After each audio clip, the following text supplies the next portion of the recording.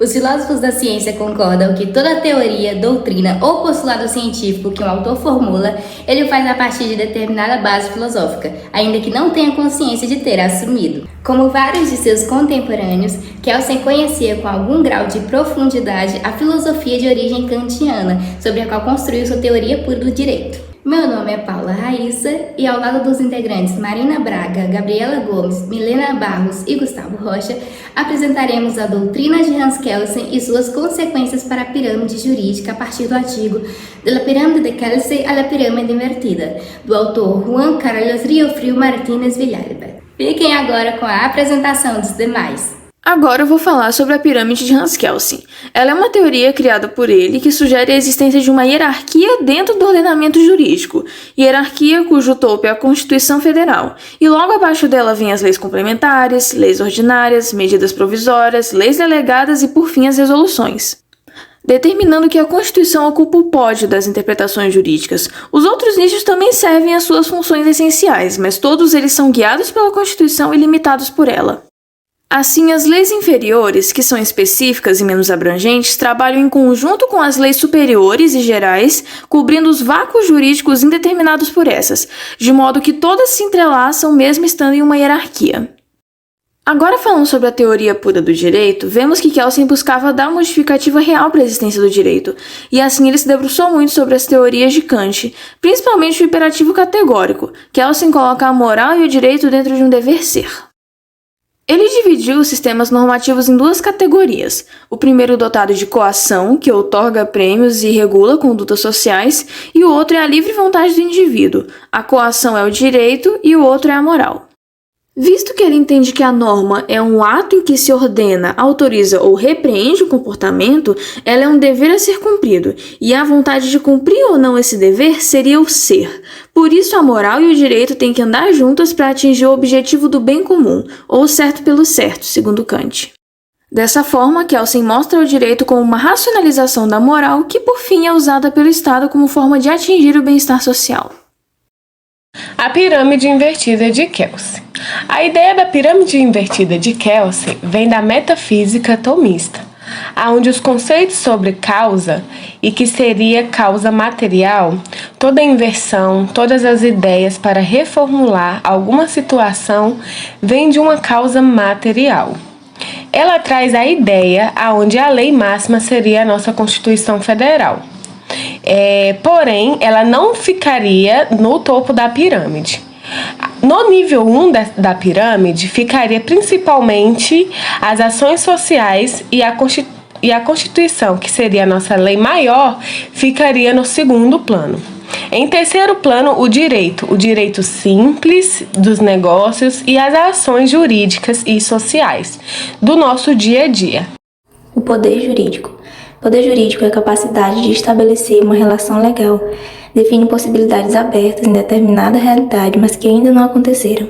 O poder jurídico define, portanto, uma ação ou relação em potencial. Por exemplo, uma casa está em poder jurídico de ser vendida, alugada, destruída ou remodelada conforme a vontade de seu proprietário. O espaço jurídico. Pela definição dada por Oppiano, jurisprudência é a ciência do justo e do injusto. Partindo desse princípio, ao conhecer o injusto, o jurista tem por interesse apenas delimitar o campo da justiça. Isso porque há que se ter um limite, uma definição de até que ponto algo pode ser considerado como justo ou não. Portanto, o espaço jurídico é limitado. Então, espaço jurídico é o conjunto de possibilidades existentes dentro da legalidade. É a soma entre ser jurídico e poder jurídico, um conjunto de poderes lícitos e possibilidades que cada indivíduo tem dentro do seu contexto. Causas jurídicas. As causas jurídicas são divididas em 4. São elas. Primeira, causa material. A causa material é a materialização da relação jurídica em si e exige a presença de 2 sujeitos com interesses complementares. Segunda, causa formal. A causa formal refere-se à forma com que a relação jurídica se dá. Um contrato, por exemplo. Causa eficiente. Causa eficiente é a ação que cria aquela relação e dá início a essa relação jurídica. Causa final. Causa final é o resultado, o que foi produzido pela relação. Essas 4 causas são inspiradas no princípio aristotélico que diz: Nada vem do nada e tudo tem uma finalidade. Ao observarmos a teoria de Hans Kelsen, um questionamento importante de ser feito é: qual é a noção de ordenamento jurídico? O que ele é? Nesse caso, para a gente responder essa pergunta, a gente deveria primeiro responder qual é o conceito de direito. E a partir dele, nós conseguiríamos descobrir qual é ou qual seria o conceito de ordenamento jurídico. Tendo isso em mente, então, quando a gente considera o direito como algo exclusivamente deontológico, representado pela lei, o ordenamento jurídico seria nada além de um conjunto de normas que regem determinado lugar em determinada época do tempo. Bem como, se considerarmos o direito como algo subjetivo ou simplesmente subjetivado pelas partes do Estado, o ordenamento jurídico nada mais seria também que uma somatória final dos direitos das pessoas. Para além dessas concepções, podemos considerar o direito como justo. E, nesse caso, o ordenamento jurídico seria uma ordem social justa. Com essas concepções em mesa, a gente pode utilizar uma visão holística para juntar todas elas e, deste modo, formar um ordenamento jurídico em que o direito é uma ordem deontológica de positivação de perspectivas ou direitos positivos que estão sob a égide de uma ordem jurídica justa, que abastece a subjetividade. E é muito importante também a gente falar que essa ordem jurídica justa, ela é pensada pelas partes, mas ela é avaliada pelos estados. O Hans Kelsen, em sua teoria pura do direito, pensava muito na interferência do Estado e no poder que ele tem sobre o ato de se considerar o que é justo. Após visto o conceito de ordenamento jurídico, é muito importante a gente analisar as características que mais impactuam dentro dele. Uma delas, sem dúvida, seria a unidade do ordenamento jurídico. E isso, inclusive, corrobora com o que Tomás de Aquino disse antes. Uma coisa só existe enquanto for uma. Ou seja, para uma coisa existir, ela deve estar conectada a outras, formando algum tipo de unidade. Seguindo esse conceito, o ordenamento jurídico deveria ser algo unido que possui propriedades comuns entre si. E ainda analisando os conhecimentos de Tomás de Aquino, percebemos que a união só existirá se, em pelo menos algum dos extremos, houver um princípio de junção, ou seja, um princípio conversio ad num. Esses extremos, dentro do direito, podem se subdividir em 3, e o primeiro deles seria a circunstância, ou seja, algo que tem uma natureza instável e que não vai conseguir dar uma unidade real ao ordenamento jurídico. O segundo extremo pode ser a atuação humana. Atuação essa que pode unificar apenas partes do direito, mas nunca ele todo. E essas partes seriam, por exemplo, o direito penal, o direito civil, entre outros. O terceiro extremo pode ser os sujeitos, ou seja, os humanos. E, nesse caso, esse seria o único extremo capaz de unir todo o ordenamento jurídico. É neles que se aplica o ordenamento jurídico. Ok, agora definidos os extremos da relação, é importante a gente também perceber quais são os princípios unificadores. E para percebermos isso, vamos ter que primeiro analisar quais as causas do direito, pois cada causa do direito representa um princípio unificador diferente. A causa material do direito irá apenas gerar um princípio unificador fraco, que será responsável por gerar apenas um baixo grau de unidade, algo que seria uma simples justaposição em um conjunto desordenado de normas. Já a causa formal do direito iria gerar uma unidade formada pela adequação de normas a uma norma exemplar, como por exemplo a constitucional. E essa unidade seria controlada pelos juízes constitucionais e pelos operadores do direito. Essa, inclusive, era a via utilizada por Kelsen e por Merkel, e nela, a unidade era maior do que pela causa da via material, mas ainda assim ela era insuficiente.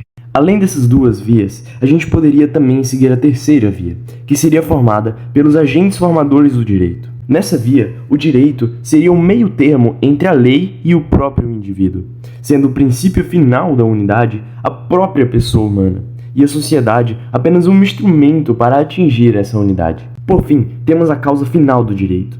Essa seria a causa responsável pela maior unidade do ordenamento jurídico, e ela vai ser aprofundada mais à frente. A teoria da pirâmide de Hans Kelsen pode ser utilizada para interpretar os ordenamentos jurídicos ao longo do mundo. Essa interpretação é dada pela hierarquização das normas de um determinado ordenamento jurídico. E a hierarquização, por sua vez, ocorre por meio da pirâmide invertida de Hans Kelsen, que, por muitas vezes, é utilizada em pé para fins didáticos.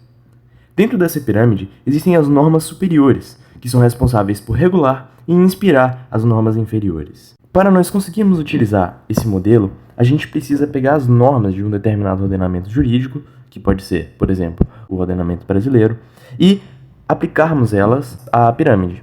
Ao fazermos isso, conseguimos observar que a Constituição Federal estaria no topo da pirâmide, seguido logo mais pelas emendas constitucionais e pelos tratados internacionais aprovados com quórum qualificado, em 2 turnos, de pelo menos 3/5 de votos de cada casa do Congresso Nacional. Logo abaixo do topo da pirâmide, teríamos as normas supralegais, que seriam basicamente os tratados internacionais aprovados no rito ordinário. Abaixo desses tratados internacionais, teríamos as leis complementares, as leis ordinárias, os decretos legislativos, os regimentos legislativos e também as medidas provisórias. E, logo abaixo das leis complementares, ordinárias e dessa casta da pirâmide, teríamos as normas infralegais, que seriam basicamente os decretos executivos, as portarias e as instituições normativas. Não há ordem sem fim, nem ordem jurídica sem fim humano. Hoje, o constitucionalismo mergulhou nos fins do direito, cuja existência é amplamente aceita pela grande maioria. Discute-se, no entanto, o que são e qual a natureza desses fins. Em resumo, a unidade de ordem do ordenamento jurídico é dada pelo menos pela forte unidade da pessoa humana, pela relação poderes, fins, valores e princípios humanos e a hierarquia dos poderes, que resulta na hierarquia dos fins, valores e princípios de direito. O espaço jurídico do ordenamento jurídico. Como dito anteriormente, o espaço jurídico era o resultado da soma do ser jurídico e do poder jurídico, ao passo em que compreende o conjunto de possibilidades justas, atuais e potenciais. Quando aplicado ao ordenamento jurídico, teríamos que seu espaço jurídico é a soma do que vigora diariamente do que é jurídico hoje e do que pode vir a ser jurídico futuramente. No geral, o sistema jurídico possui 3 espaços: o antijurídico, o jurídico atual e o jurídico potencial. E eles podem ser plotados de forma bem simples, uma vez que apresentam uma série de ideais utópicos que nunca se efetivarão na realidade. Os padrões mais elevados do sistema jurídico têm um grande espaço jurídico potencial e, proporcionalmente falando, com um ser jurídico menor, porque menos se cumpre na realidade. Os padrões mais baixos, por outro lado, tendem a ser mais atendidos na vida cotidiana. A pirâmide invertida. As opções legais que causam mudança legal tendem a reduzir o espaço jurídico. Embora possa parecer o contrário para alguns, tais opções não restringem a liberdade, mas a potencializam. Kelsey e Merkle traçam a ordem como uma pirâmide onde as normas prevalecentes estavam acima e as hierarquicamente inferiores abaixo. Caso a pirâmide fosse desenhada de cabeça para baixo, além de mostrar coisas adicionais como espaço jurídico, ser e poder, subdividiria-se em 3 níveis, sendo eles o nível 1, em que há uma determinação não volitiva da ordem jurídica, o nível 2, onde há uma determinação volitiva da ordem jurídica, e o nível 3, que baseia-se na realização do direito. A pirâmide invertida é mais eloquente que a pirâmide de Kelsey e Merkle. No entanto, levando-se em consideração todos os prós e contras de cada uma, é imprescindível admitir o desenho de ambas as pirâmides, tanto a de Kelsey quanto a invertida. A pirâmide invertida na metafísica tomista.